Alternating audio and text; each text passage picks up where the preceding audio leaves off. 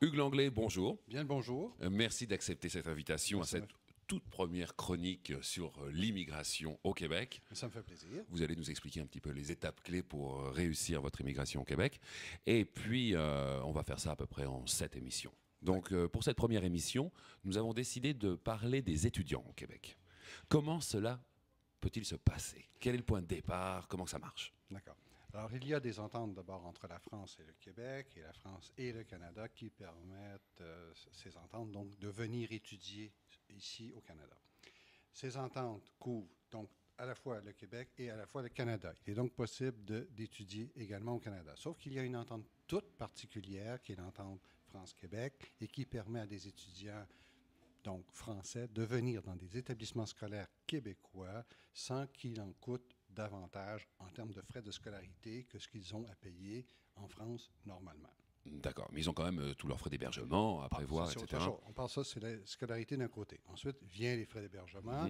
Alors, il faut prévoir, donc évidemment, le logement, la nourriture, les déplacements et ainsi de suite. Disons qu'il faut prévoir environ un budget de 10 000 euros pour être capable de venir étudier 10 000 euros par année scolaire.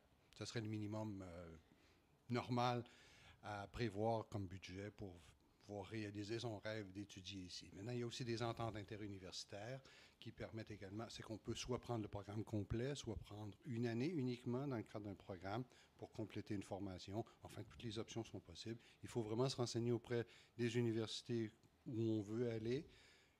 Les programmes sont généralement très bien affichés, très bien mentionnés. Et sinon, l'Office franco-québécois pour la jeunesse offre toute cette panoplie de possibilités. Est-ce que c'est compliqué au niveau des papiers à remplir pour un étudiant qui veut venir étudier au Québec? Il y a beaucoup de choses à faire?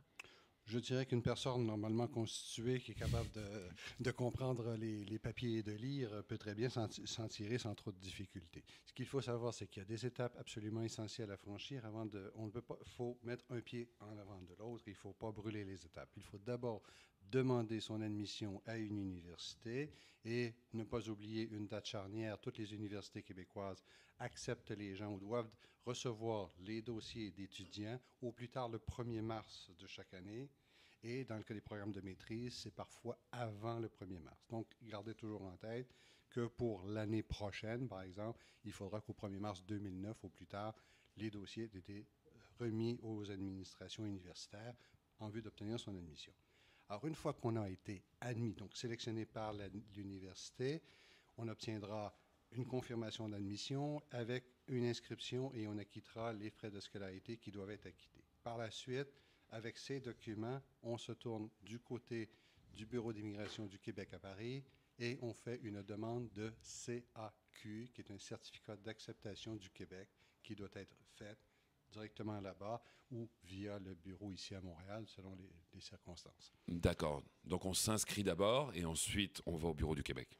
Et par la suite, ce n'est pas tout, parce que le CAQ, le certificat d'acceptation du Québec, ne permet pas de venir étudier au Québec à lui seul. Il faut en outre obtenir un permis d'études qu'on obtient auprès de l'ambassade du Canada à Paris. Ça prend beaucoup de temps, ça? Si tout est bien ficelé, tout est bien organisé, tous les papiers sont réglo et ainsi de suite, environ de 3 à 6 semaines, l'affaire est réglée. Oh, c'est quand même assez rapide, ça.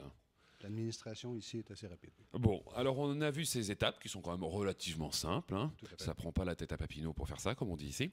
Au niveau du budget, tout à l'heure, vous nous parliez d'à peu près 10 000 euros par année. Hein. C'est ça. 10 000 euros, je pense que c'est le budget que ça prendrait pour étudier en France, de toute façon.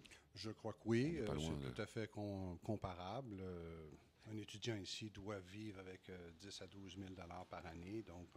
Et quel est l'avantage stratégique, dirons-nous, de venir étudier au Québec pour un étudiant français?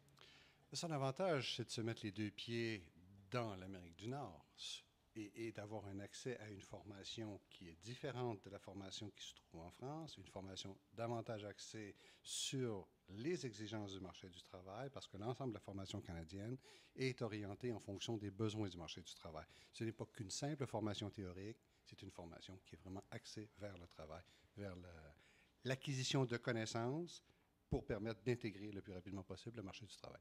D'accord. Alors si je comprends bien, on vous jette rapidement dans la piscine ici. On vous donne quelques leçons, on vous apprend à nager, et puis après c'est à vous de... C'est souvent la meilleure façon de se débrouiller. Bon, ça a l'air de bien marcher en tout cas. Encore d'autres démarches administratives à voir ensemble? Non, une fois qu'on a fait ces deux étapes, donc l'université, le Bureau du Québec et l'ambassade, on prend son billet d'avion et on arrive sur place. Il faut juste prévoir les modalités quant à la location d'un logement et autres. D'accord. Ensuite, une fois qu'on a obtenu notre diplôme et puis qu'on a pris goût à la vie du Québec et qu'on a envie d'y rester, est-ce que c'est possible? C'est tout à fait possible. On peut le faire soit par l'obtention d'un permis de travail à la fin de ses études, mais on peut également, en vertu d'une nouvelle directive depuis quelques années maintenant, travailler pendant ses études. On peut travailler à un maximum de 20 heures semaine pendant l'année scolaire. On peut également travailler à temps plein l'été et durant les périodes de vacances de Noël, par exemple, ou de Pâques ou des congés scolaires. On peut travailler à temps plein. Alors, ce qui nous permet d'accumuler une expérience de travail. Cette expérience de travail-là, elle est donc valable pour le moment où on choisira de déposer une demande de résidence pour s'établir de façon définitive au Canada. D'accord? Alors, on peut donc permis de travail pendant les études et en plus, une fois qu'on a notre diplôme, on peut obtenir un permis de travail qui nous permet de travailler dans notre domaine ou dans tout autre domaine pour jusqu'à concurrence de 3 années après, au salaire d'un Canadien, sans aucune discrimination de quelque nature, sans nécessairement que ce soit à Montréal. Vous voulez aller prendre l'anglais, prendre un travail, par exemple à Vancouver, parce que vous avez envie de goûter la vie du Pacifique, la côte du Pacifique, c'est possible de le faire sans problème. Alors, si je comprends bien, c'est relativement simple d'immigrer au Québec. Vu sous cet angle-là, oui, c'est relativement facile. Bon, Monsieur Langlais, moi je vous remercie d'avoir répondu à toutes ces questions. On se revoit d'ici une dizaine de jours pour une prochaine chronique sur l'immigration au Québec. Entre-temps, si nos auditeurs veulent communiquer avec vous, peut-être donner vos coordonnées. Alors, je vous laisse les donner vous-même. Hein. Alors, vous pouvez me joindre par mail, je pense que c'est la meilleure façon. info@langlais.com, info à l'anglais, langlais.com. C'est vraiment la façon la plus directe.